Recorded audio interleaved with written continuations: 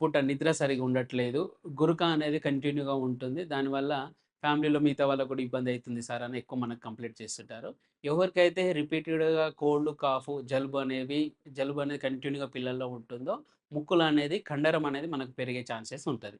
దీనివల్ల పిల్లలకు నైట్ పూట ముక్కు డ్రైనేజ్ కావడము, దాని ద్వారా శ్వాసకి ఇబ్బంది కావడము, తర్వాత నోటితో గాలి పీల్చుకోవడం వల్ల ఈళ్ళకు గురక అనేది డెవలప్ అయ్యే ఛాన్సెస్ ఉంటది. కాబట్టి ఇట్లాంటి సమయంలో కొందరికి ఈ ముక్కు వాపు రావడము, దాంతోటి కొంచెం పిల్లలకి తలనొప్పి రావడము, ముఖమంతా వాపు ఉండడం గూడా జరుగుతుంటది. ఇట్లాంటి లక్షణాలు ఉన్నప్పుడు కంపల్సరీ మనకు ముక్కులో నుంచి బ్లీడింగ్ గూడా కావడం జరుగుతుంది. కాబట్టి ఇట్లాంటివి నాసల్ పాలిప్ అంటాం మనం. అంటే ముక్కులో కండరం పెరుగుతుంది.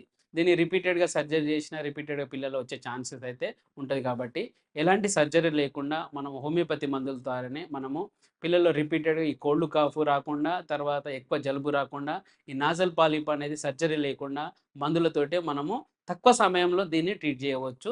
పిల్లల్లో మళ్ళా ఫ్యూచర్‌లో గూడా దీంతో మళ్ళీ ఇబ్బంది పడకుండా, రికరెన్స్ అనేది లేకుండా మనం చేయవచ్చు. కంపల్సరీ మనం హోమియోపతిలో బెస్ట్ చాయిస్ ఆఫ్ ట్రీట్మెంట్ అనేది పిల్లలకు నాసల్ పాలిప్‌కి అనేది ఉంటది. ఎటువంటి సర్జరీ అనేది అవసరం పడదు. కాబట్టి నాసల్ పాలిప్ గురించి మిగతా డీటెయిల్స్ కావాలన్నా, ఎలాంటి వైద్య సహాయం కావాలన్నా కింద స్క్రోల్ అవుతున్న నంబర్‌కు మీరు కాల్ చేయండి. మిగతా డీటెయిల్స్ మీకు అందించబడతాయి. Thank you.